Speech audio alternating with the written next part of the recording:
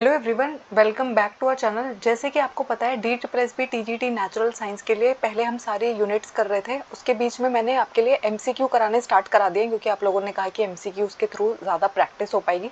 ठीक है, तो इससे पहले है ना मैं सेरिकल्चर का थियोरी और उसके MCQ क्वेश्चन आपको प्रैक्टिस करा चुकी हूँ। इंसेक्ट वेक्टर एंड डिजीज़ की थियोरी और MCQ में आपको प्रैक्टिस करा चुकी हूँ। आज हम बोन एंड कार्टिलेज के MCQ प्रैक्टिस करेंगे। ठीक है, तो पहला क्वेश्चन है, बोन जो है वो किस टाइप का टिश्यू है? मस्कुलर टाइप का टिश्यू है, न्यूरल टाइप का टिश्यू है, कनेक्टिव टिश्यू है या फिर नन ऑफ दीज? तो अगर आपने अपने टिश्यू का टॉपिक आपको अच्छे से NCERT से जो हमें चैप्टर पढ़ना है हमारा टिश्यू वाला, अगर आपने पढ़ा है तो आपको पता है कि जो बोन होती है वो हमारा किस टाइप का टिश्यू होती है? कनेक्टिव टिश्यू होती है। ब्लड एंड बोन हमारे किस टाइप के टिश्यू होते हैं? कनेक्टिव टिश्यू होते हैं। तो यहाँ से आपका एक ऐसा क्वेश्चन क्लियर हो रहा है, एक टिश्यू वाला क्वेश्चन भी क्लियर हो रहा है। ठीक है, उसके बाद नेक्स्ट क्वेश्चन है कि बोन मिलके किस चीज से बनी हुई है? इनऑर्गेनिक सब्सटेंसेस जिसके अंदर calcium phosphate and calcium carbonate आते हैं, इनसे मिलके बनी है या फिर ऑर्गेनिक सब्सटेंसेस से मिलके बनी है? तो सिर्फ ऑर्गेनिक सब्सटेंस से मिलके बनी हुई है या फिर ओनली वन, या फिर इन दोनों में से किसी से मिलके नहीं बनी हुई, या फिर बोथ? तो आपको मालूम है जो हमारी बोन होती है उसके अंदर जो मैट्रिक्स होता है वो किसका होता है? कैल्शियम और फॉस्फोरस का होता है। ठीक है, कैल्शियम एंड फॉस्फोरस के अंदर एम्बेडेड रहता है। तो हमारी जो बोन होती है उसके अंदर ऑर्गेनिक सब्सटेंसेस भी होते हैं और इनऑर्गेनिक सब्सटेंसेस भी होते हैं। तो हमारी बोन जो है वो दोनों से मिलके बनी होती है। और क्वेश्चन है कि बोन के अंदर है ना, अगर आप बोन को माइक्रोस्कोप के अंदर देखोगे तो आपको है ना स्टार शेप्ड के कुछ सेल्स दिखाई देंगे। तो वो कौन से टाइप के सेल है? ऑस्टियोब्लास्ट है, ऑस्टियोक्लास्ट है, ऑस्टियोसाइट्स है या फिर पेरिस्पर्म है? तो अगर आपने बोन वाला लेक्चर अच्छे से पढ़ा तो मैंने आपको बताया था कि स्टार शेप्ड सेल जो होते हैं हमारी बोन के अंदर उसको हम क्या बुलाते हैं? पहले आप खुद ट्राई कीजिए आंसर देने की। तो उसको हम क्या बुलाते हैं? ऑस्टियोसाइट बुलाते हैं। तो ऑस्टियोसाइट जो होते हैं वो कैसी शेप होती है? अगर आप उसकी शेप माइक्रोस्कोप के अंदर देखोगे तो आपको स्टार शेप्ड सेल दिखाई देंगे। कौन सी सेल है ये? ऑस्टियोसाइट।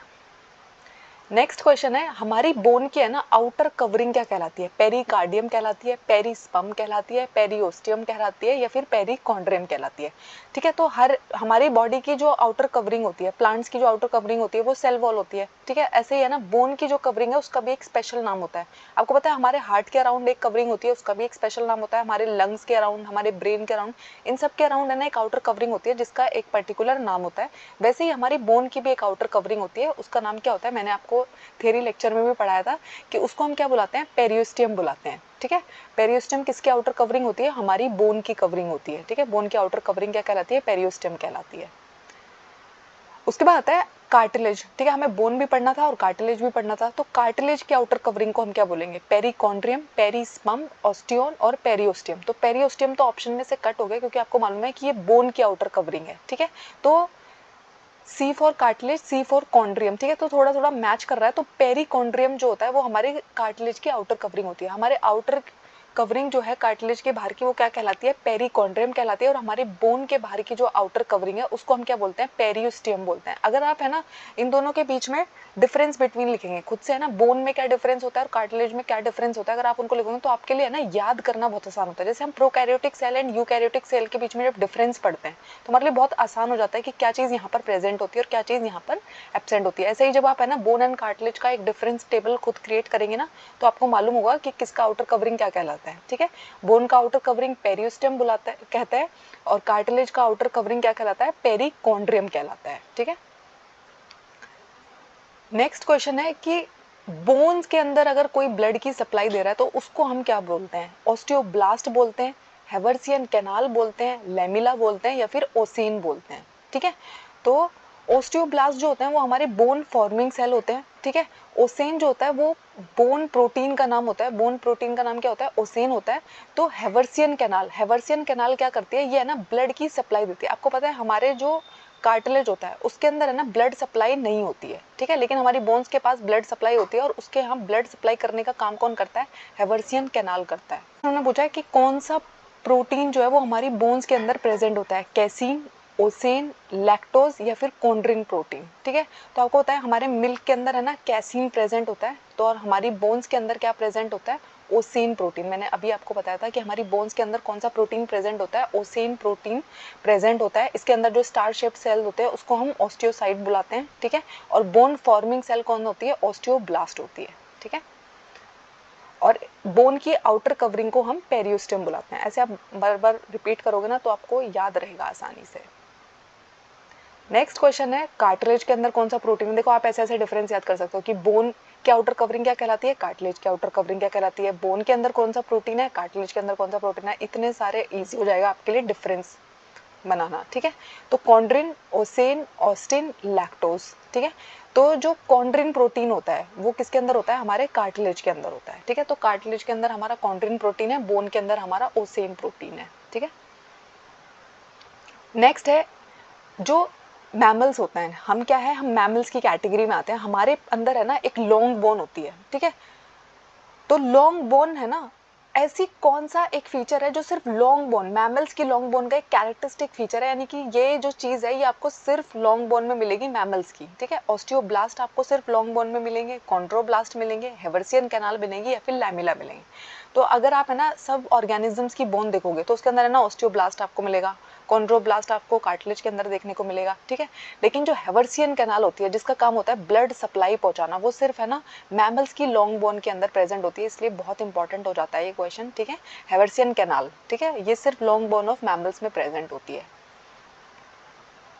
उसके बाद आता है एक हेवर्सियन कैनाल दूसरी कैनाल से जुड़ी रहती है, किसकी मदद से, कौन उसको हेल्प करता है जॉइनिंग में, लेमिला हेल्प करते हैं, लेक्यूना हेल्प करते हैं, वॉल्कमैन कैनाल हेल्प करती है या फिर ऑस्टियोन हेल्प करता है। तो अगर आपने थियरी वाला क्लास बहुत अच्छे से पढ़ा था तो इसको आप बहुत आराम से आंसर कर पाओगे कि दो हेवर्सियन कैनाल को आपस में कनेक्ट करने का काम कौन करता है। तो जो हमारी वॉल्कमैन कैनाल होती है ना उसका काम होता है दो हेवर्सियन कैनाल को आपस में जोड़ना, और हेवर्सियन कैनाल क्या करती है, ब्लड सप्लाई पहुंचाती है हमारी बोन के पास, और ये किस में प्रेजेंट होती है, मैमल्स की लॉन्ग बोन के अंदर प्रेजेंट होती है। ये मैमल्स की लॉन्ग बोन का कैरेक्टरिस्टिक फीचर है कि हेवर्सियन कैनाल प्रेजेंट है वहाँ पर, ठीक है। तो वॉल्कमैन कैनाल कनेक्ट करती है एक हेवर्सियन कैनाल को दूसरी हेवर्सियन कैनाल से। उसके बाद आता है अगर आप अपनी बोन्स का है ना लॉन्गिट्यूडनल सेक्शन देख रहे हो, ट्रांसवर्स सेक्शन देख रहे हो, ठीक है, तो उसके अंदर है ना जब आप अपने बोन के एजेस को देखोगे, कोनों को देखोगे, ठीक है, वहां पे है ना आपको बहुत ही स्पॉन्जीनेस फील होगी, सॉफ्ट सॉफ्ट बोन्स फील होंगी। तो वो किसकी वजह से होती है, उसको क्या कहते हैं, ठीक है, बोन मैरो कहते हैं, डायफाइसिस कहते हैं, एपीफाइसिस कहते हैं या फिर शाफ्ट कहते हैं। तो हमारे जो बोन्स की एजेस होती हैं वो सॉफ्ट होती है और उनको हम क्या बुलाते हैं, एपीफाइसिस बुलाते हैं, ठीक है। जो सॉफ्ट वाला पार्ट होता है हमारी बोन का, स्पॉन्जी वाला पार्ट होता है, वो कहलाता है एपीफाइसिस, ठीक है।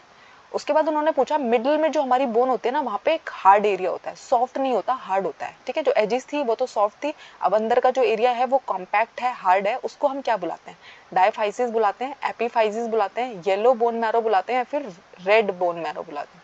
तो अभी मैंने आपको बताया जो सॉफ्ट वाला पार्ट होता है उसको हम एपीफाइसिस बुलाते हैं, तो जो कॉम्पैक्ट हार्ड वाला पार्ट होगा उसको हम क्या बुलाएंगे, डायफाइसिस बुलाएंगे, ठीक है। और ये मिडिल में होता है, बोन के मिडिल के पोर्शन को अगर आप देखोगे उसको हम डायफाइसिस बुलाएंगे, अगर आप उसके एजिस को देखोगे, कोनों को देखोगे जहाँ पे सॉफ्ट सॉफ्ट रहेगा उसको हम एपीफाइसिस बुलाएंगे, ठीक है।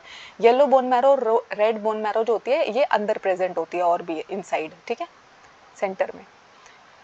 कितने टाइप की बोन्स जो है वो हमारे बॉडी के अंदर आपको देखने को मिल सकती है, कितने अलग अलग टाइप, आपको पता है ना इस सब टॉपिक के अंदर हमें है ना टाइप्स ऑफ बोन्स भी पढ़ते हैं, कितने अलग अलग प्रकार की बोन्स मिल सकती है आपके शरीर के अंदर, 5 प्रकार की, 4 प्रकार की, 2 प्रकार की या फिर 7 प्रकार की। तो जब मैंने आपको टाइप्स ऑफ बोन्स पढ़ाया था तो मैंने आपको बताया था कि हमारे पास है ना अलग अलग टाइप की 4 टाइप्स ऑफ बोन होती है। कौन कौन सी होती है, लॉन्ग बोन, शॉर्ट बोन, ठीक है, इरेगुलर बोन और फ्लैट बोन्स। ये 4 टाइप्स की बोन्स हमारी बॉडी में आपको देखने को मिलते हैं, यानी कि हमारी बॉडी के अंदर जितनी भी बोन्स मिलती है उनको हमने 4 कैटेगरीज में डिवाइड किया है, ठीक है, short bone, long bone, flat bone and irregular bone.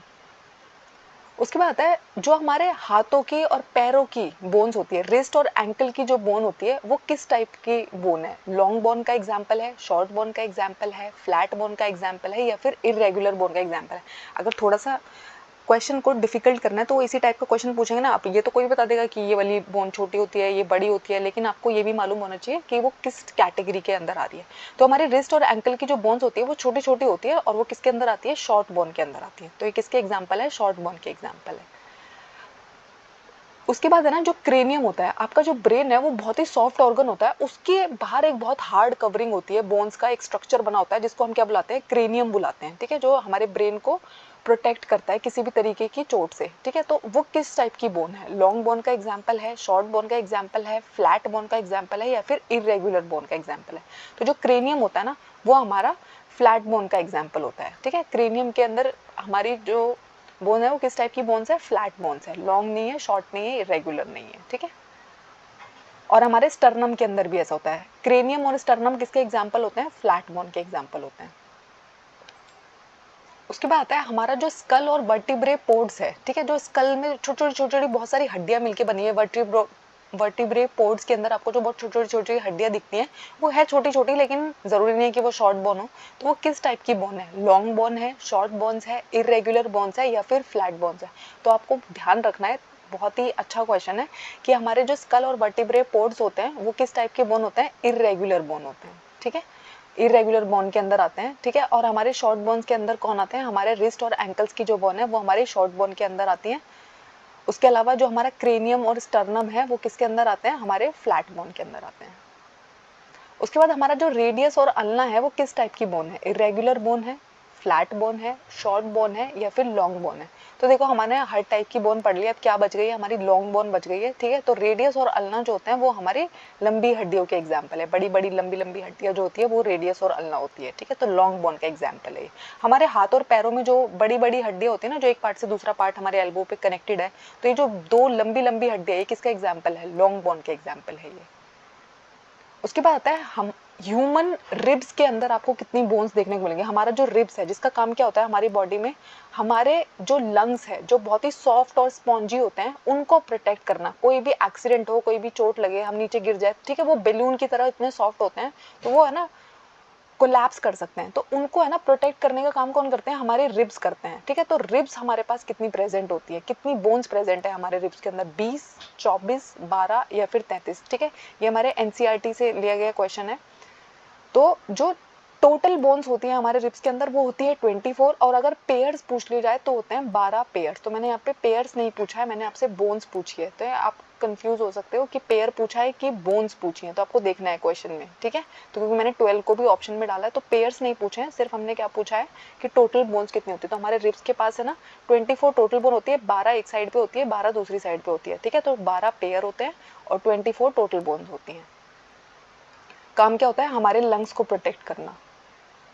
उसके बाद है ना हमारी बॉडी की, ह्यूमन बॉडी की सबसे लंबी हड्डी कौन सी है, clavicle bone, femur bone, ribs या फिर स्टर्नम, ठीक है। ये भी हमारा एनसीईआरटी से लिया हुआ क्वेश्चन है और बहुत ही इजी क्वेश्चन है। हम सबको मालूम होता है कि हमारी बॉडी की जो सबसे लंबी हड्डी होती है वो क्या होती है, हमारी फीमर बोन होती है। हमारी फीमर बोन हमारे शरीर की सबसे लंबी हड्डी है। क्लैविकल बोन क्या होती है, सबसे सॉफ्ट बोन होती है। हमारी जो कॉलर बोन होती है ना उसका नाम होता है क्लैविकल बोन, और ये हमारे शरीर की सबसे सॉफ्ट बोन है, ठीक है। बहुत आसानी से टूट सकती है, बहुत ही सॉफ्ट है। उसके बाद है ना हमारे रिब्स के अंदर तो टोटल 24 हड्डियां हैं, लेकिन हमारे जो वर्टिब्रे कॉलम है, हमारी जो पूरी बैकबोन है, उसके अंदर कितनी बोन्स प्रेजेंट होती है, 30, 31, 32, 33। ये भी हमारा एनसीईआरटी से लिया हुआ क्वेश्चन है, ठीक है। तो टोटल है ना 33 बोन्स होती है हमारे वर्टिब्रे कॉलम्स के अंदर, ठीक है। और हमारे रिब्स के अंदर होती है 24 टोटल बोन्स और 12 पेयर्स। नेक्स्ट क्वेश्चन है हमारे शरीर की सबसे छोटी हड्डी कौन सी है। सबसे बड़ी हड्डी तो हमने पढ़ ली, ठीक है, फीमर बोन। सबसे छोटी हड्डी कौन सी होती है, स्कल, स्टेपीज, हैमर, क्रेनियम। तो हमारे कान की जो हड्डी होती है ना वो सबसे छोटी हड्डी होती है, और हमारे कान में भी 3 अलग अलग बोन होती है, उनमें भी सबसे छोटी होती है स्टेपीज बोन, ठीक है। तो स्टेपीज बोन जो है वो हमारे शरीर की सबसे छोटी हड्डी है।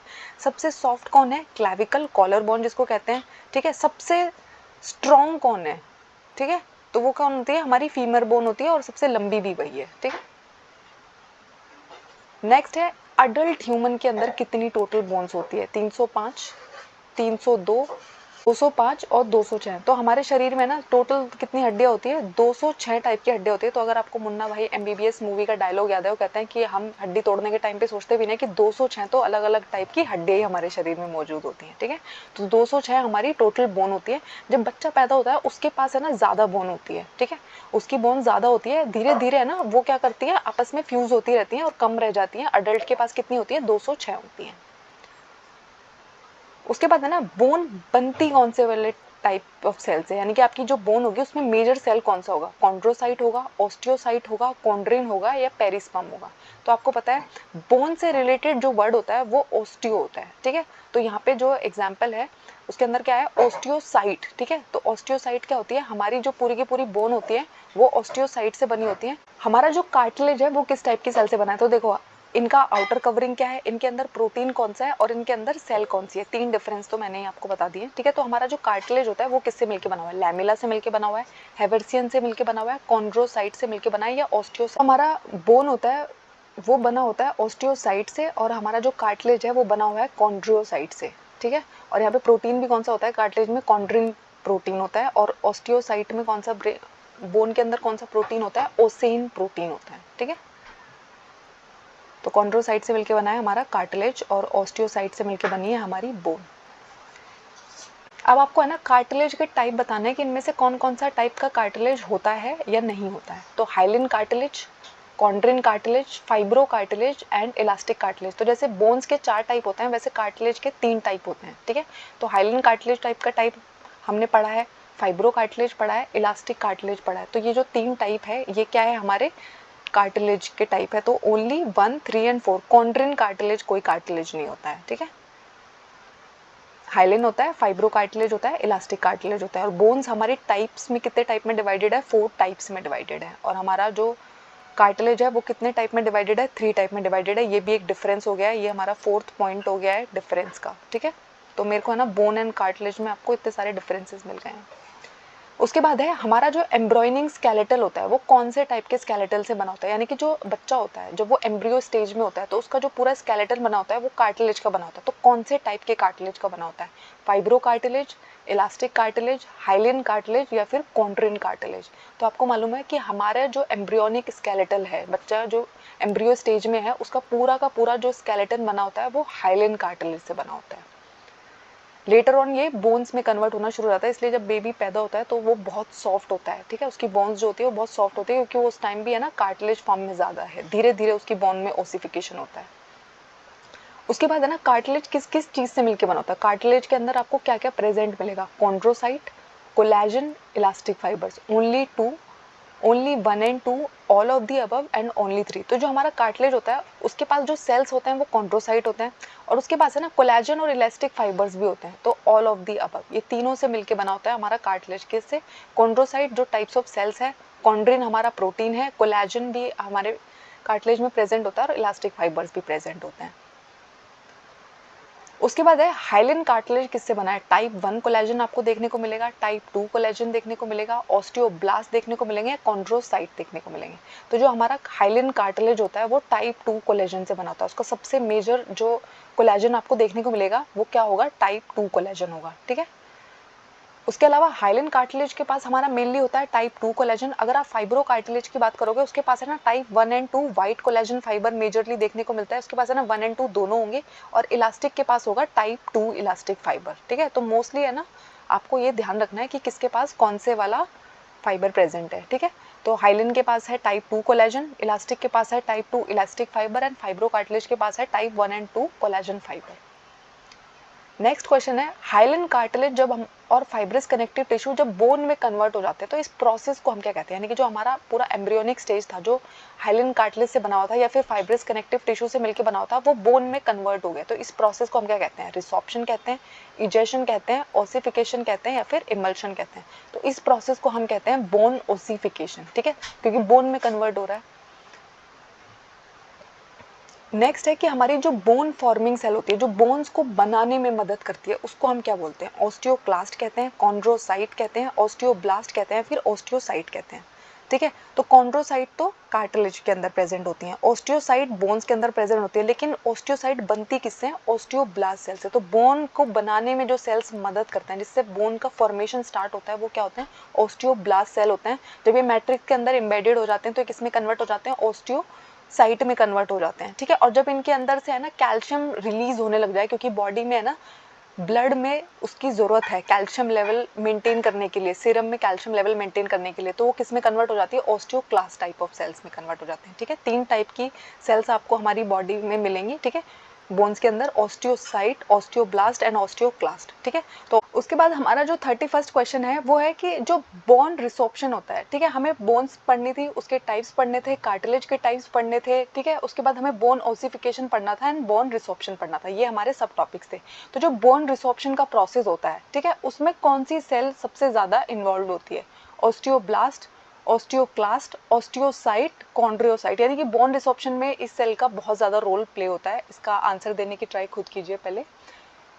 तो ऑस्टियोब्लास्ट जो होती है वो हमारी बोन फॉर्मिंग सेल होती है। ऑस्टियोसाइट होती है जब ऑस्टियोब्लास्ट हमारे मैट्रिक्स के अंदर ट्रैप हो जाते हैं, उसको हम ऑस्टियोसाइट बुलाने लग जाते हैं। कॉन्ड्रोसाइट जो होती है वो हमारे कार्टिलेज के अंदर प्रेजेंट होती है। तो जो हमारी ऑस्टियोक्लास्ट सेल होती है वो किस में इन्वॉल्व होती है? हमारे बोन रिसॉर्प्शन के प्रोसेस में इन्वॉल्व होती है। क्या करती है? कैल्शियम को और अदर मिनरल्स को हमारे बोन से रिलीज कराती है, ठीक है। Osteoclast, C for clast and C for calcium release, ठीक है। तो इसको आप ऐसे याद रख सकते हो। उसके बाद नेक्स्ट क्वेश्चन है कि ऐसा कौन से टाइप का ओसिफिकेशन होता है जिसमें जो हमारे फाइब्रस कनेक्टिव टिश्यू है, ठीक है, वो किस में कन्वर्ट होने लग जाते हैं? बोन में कन्वर्ट होने लग जाते हैं, ठीक है। तो फाइब्रस कनेक्टिव टिश्यू जब बोन में कन्वर्ट होने लगता है उसको हम क्या बोलते हैं? एंडोकॉन्ड्रियल ओसिफिकेशन बोलते हैं, इंट्रा मेम्ब्रेनियस ओसिफिकेशन बोलते हैं, सॉलिडिफिकेशन ओसिफिकेशन बोलते हैं, या फिर मेम्ब्रेन ओसिफिकेशन बोलते हैं। तो आपको पता है या तो हमारे हाइलन कार्टिलेज जो है वो बोन में कन्वर्ट होंगे या फिर हमारे फाइब्रस कनेक्टिव टिश्यू जो है वो बोन में कन्वर्ट होंगे। तो जब हमारे फाइब्रस कनेक्टिव टिश्यू बोन में कन्वर्ट होना शुरू करते हैं, इस प्रोसेस को हम कहते हैं इंट्रा मेम्ब्रेनियस ओसिफिकेशन, ठीक है। तो इसको हम क्या बुलाते हैं? इंट्रा मेम्ब्रेनियस ओसिफिकेशन बुलाते हैं। इसके लिए आपको है ना बोन ओसिफिकेशन वाला सब टॉपिक करना है, ठीक है, बोन वाले लेक्चर में से। उसके बाद नेक्स्ट क्वेश्चन है, ऐसा कौन सा ओसिफिकेशन होता है जिसमें हमारा हाइलन कार्टिलेज जो है वो बोन में कन्वर्ट हो जाता है? अभी हमारे फाइब्रस कनेक्टिव टिश्यू अगर हमारे बोन में कन्वर्ट हुए उसको हमने बोला इंट्रा मेम्ब्रेनियस ओसिफिकेशन, और अगर हमारा हाइलन कार्टिलेज जिससे हमारा एम्ब्रियोनिक स्ट्रक्चर बना होता है, स्केलेटन बना होता है, वो अगर हमारा बोन में ओसिफाई होना शुरू हो गया तो इसको हम क्या कहते हैं? ठीक है, एंडोकॉन्ड्रियल ओसिफिकेशन कहते हैं इसको हम, ठीक है। एंडोकॉन्ड्रियल ओसिफिकेशन में क्या होता है? हमारा हाइलन कार्टिलेज कन्वर्ट हो जाता है बोन के अंदर, ठीक है, और अगर हमारा फाइब्रस कनेक्टिव टिश्यू कन्वर्ट हो रहा है बोन के अंदर उसको हम कहते हैं इंट्रा मेम्ब्रेनियस ओसिफिकेशन। यही दो टाइप के ओसिफिकेशन हमने पढ़े हैं, ठीक है। नेक्स्ट क्वेश्चन है कि बोन का अगर ब्रेक डाउन हो रहा है और उसके अंदर से ना कैल्शियम और अदर मिनरल्स रिलीज हो रहे हैं, ठीक है, तो इसको हम कहते क्या है? बोन ओसिफिकेशन कहते हैं, बोन रिसॉर्प्शन कहते हैं, बोन मिनरलाइजेशन कहते हैं, या फिर बोन रिस्टोरेशन कहते हैं, ठीक है। तो आपको ध्यान से ऑप्शंस को देखना है और आंसर करने की ट्राई करने हैं। तो जब हमारी बोन्स में से एक्स्ट्रा मिनरल निकलने लग जाता है ताकि हमारे सीरम लेवल में कैल्शियम का लेवल मेंटेन हो सके, इसको हम बोलते हैं बोन रिसॉर्प्शन, और इसमें जो सबसे सेल इन्वॉल्व होती है उसको हम बोलते हैं ऑस्टियोक्लास्ट। उसके बाद है, ऐसा कौन सा सेल ऑर्गेनेल होता है जिसके पास है ना प्रोटियोलिटिक एंजाइम्स होते हैं, ठीक है, हाइड्रोलिटिक एंजाइम्स होते हैं? गोल्जी बॉडी, लाइसोसोम्स, राइबोसोम्स, या फिर एंडोप्लाज्मिक रेटिकुलम। तो अगर आपने सेल और सेल के ऑर्गेनेल्स के टाइप को पढ़ा है, ठीक है, और इस वाले टॉपिक में भी हमने कुछ ऑर्गेनेल्स की बात की थी, ठीक है, तो ऐसा कौन सा ऑर्गेनेल है जिसके पास प्रोटियोलिटिक एंजाइम्स प्रेजेंट होते हैं?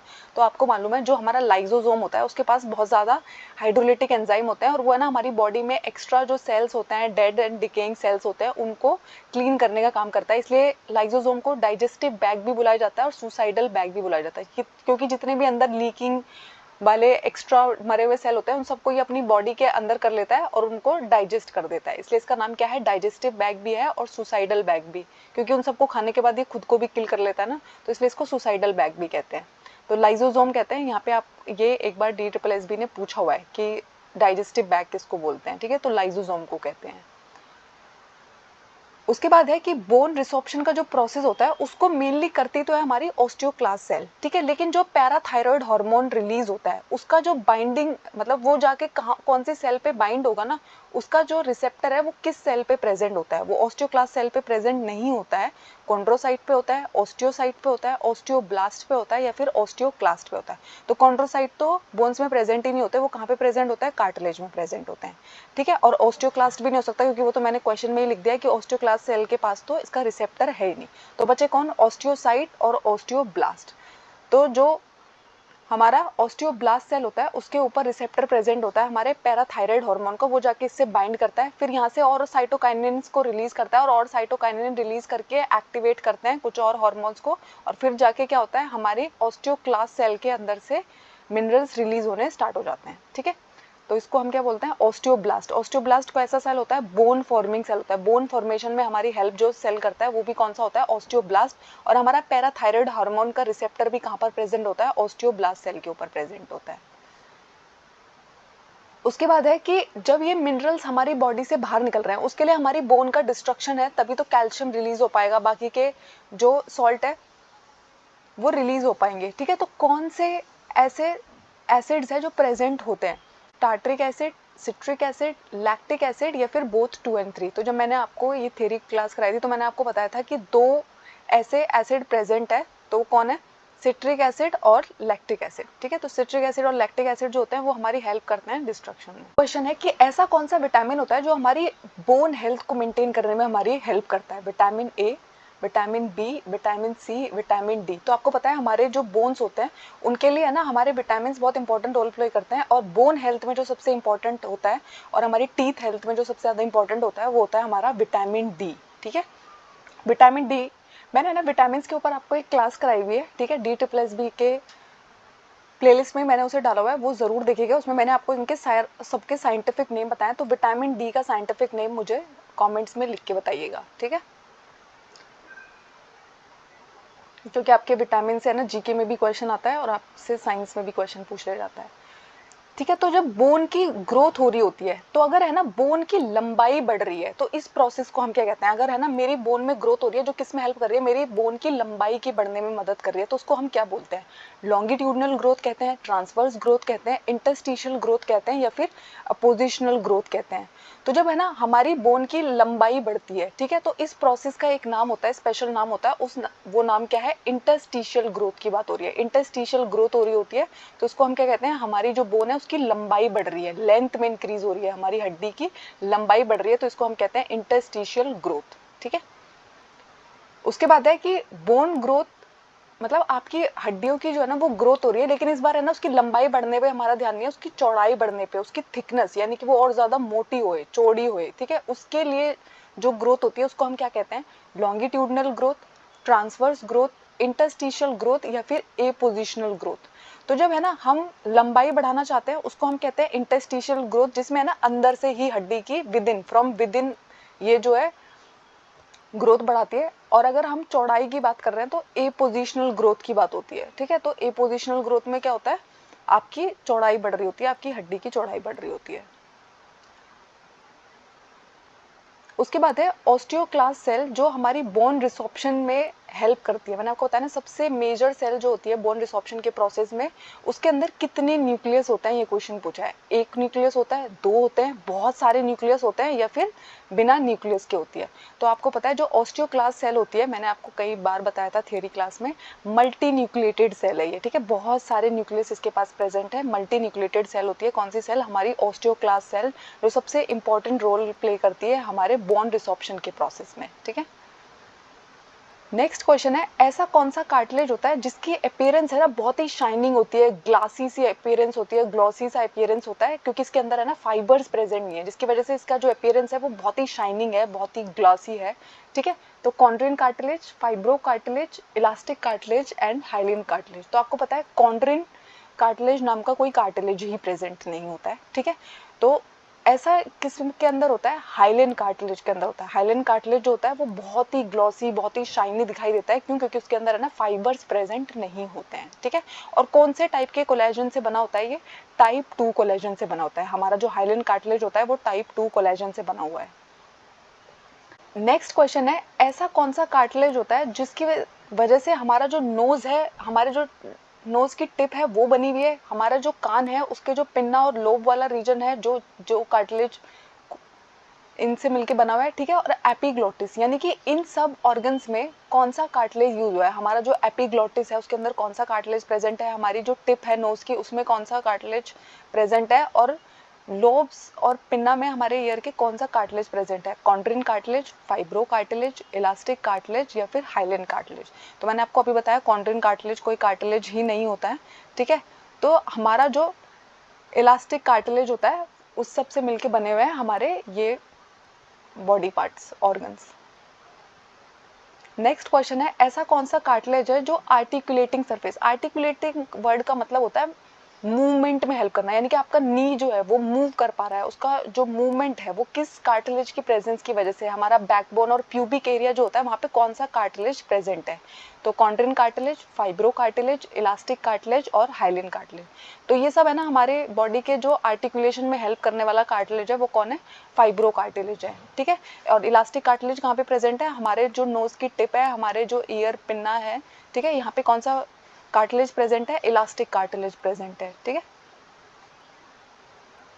नेक्स्ट क्वेश्चन है कि हमारे जो नाक का सेप्टम है, नोज सेप्टम हम किसको कहते हैं, देखो आपका जो नोज है उसको है ना बीच में एक ब्रिज बना हुआ है, ठीक है, नोज ब्रिज बना हुआ है, जिसको हम क्या बुलाते हैं, इसके लिए वर्ड क्या यूज होता है, सेप्टम यूज होता है, ठीक है। बहुत सारे लोगों ने नोज सेप्टम पायर्सिंग भी करा रखी होती है, ठीक है। उसको जो हमारा नोज का सेप्टम है, अभी मैंने बताया टिप तो मिलके बनी हुई है हमारी इलास्टिक कार्टिलेज से, लेकिन जो नोज का सेप्टम है वो किसी और कार्टिलेज से मिलके बना होता है, तो वो किससे बना हुआ है, कॉन्ड्रिन कार्टिलेज से, फाइब्रो कार्टिलेज से, इलास्टिक कार्टिलेज से या फिर हाइलिन कार्टिलेज। तो हमारा जो नोज का टिप है वो बना हुआ है हमारा इलास्टिक कार्टिलेज से, लेकिन जो हमारा नोज का सेप्टम है वो बना हुआ है हाइलिन कार्टिलेज से। कि ऐसी कौन सी मैरो है जो इमरजेंसी सिचुएशन में ना खुद को रेड बोन मैरो में कन्वर्ट कर लेती है, यानी कि अगर मेरी बॉडी के अंदर है ना खून की कमी हो गई है, मेरा कोई एक्सीडेंट हो गया है या फिर कोई बीमारी हो गई है जिसके अंदर है ना ब्लड नहीं बन रहा है, तो ये है ना ये वाली मैरो क्या करती है, खुद को रेड बोन मैरो में कन्वर्ट कर लेती है और ब्लड प्रोडक्शन शुरू कर देती है। तो कौन सी मैरो होती है, ब्लू मैरो, पर्पल कलर की मैरो, पिंक मैरो या फिर येलो कलर की मैरो। तो आपको पता है हमारी बोन के अंदर दो टाइप की मैरो होती है, एक तो होती है रेड बोन मैरो, एक और कलर की मैरो होती है, देखते हैं आप बता पाएंगे ये क्वेश्चन। तो इसका आंसर है येलो मैरो। तो येलो मैरो क्या करती है, इमरजेंसी सिचुएशन में खुद को रेड बोन मैरो में कन्वर्ट कर लेती है और हमारी ब्लड बनाने में मदद करती है, ठीक है, इमरजेंसी सिचुएशन में से। नेक्स्ट है हमारी बोन के अंदर है ना इनऑर्गेनिक एंड ऑर्गेनिक सब्सटेंस दोनों प्रेजेंट होता है। मैंने आपको पहले ही बताया था कि इनऑर्गेनिक सब्सटेंस भी होते हैं और ऑर्गेनिक सब्सटेंस भी होते हैं, तो उनका परसेंटेज क्या क्या है, दोनों के दोनों 50-50% है, 60-40% है, 40-60% है, 80-20% है। तो आपको रिस्पेक्टिवली बताना है, यानी कि पहले आपको इनऑर्गेनिक की परसेंटेज बतानी है, फिर आपको ऑर्गेनिक की परसेंटेज बतानी है, ठीक है। तो आपको पता है इनऑर्गेनिक जो होता है वो होता है 60% और ऑर्गेनिक होता है 40%। तो देखो आपको रिवर्स करके भी दे सकते हैं थर्ड ऑप्शन में जैसे मैंने लिखा है, लेकिन आपको याद रखना है कि इनऑर्गेनिक सब्सटेंस ज़्यादा होता है हमारी बॉन में और ऑर्गेनिक सब्सटेंस कम होता है। तो 60% हमारा इनऑर्गेनिक सब्सटेंस है, 40% हमारा ऑर्गेनिक सब्सटेंस है। उसके बाद है कि येलो मैरो का फंक्शन आपको बताना है कि इसका क्या ये सही फंक्शन है या इनमें से कोई फंक्शन है ही नहीं। तो ये फैटी टिश्यू को स्टोर करती है, लिपिड्स को स्टोर करती है, only one, only two, neither या फिर बोथ। तो आपको पता है इसका कलर येलो इसलिए होता है क्योंकि yellow fatty acid and lipids को स्टोर करने का काम कौन करता है, हमारी येलो मैरो करते हैं। ये दोनों के दोनों इसका फंक्शन होता है, इसका कलर भी येलो इसी वजह से आता है, ठीक है। और ये अपने आप को कन्वर्ट कर सकती है इमरजेंसी सिचुएशन में रेड बोन मैरो में।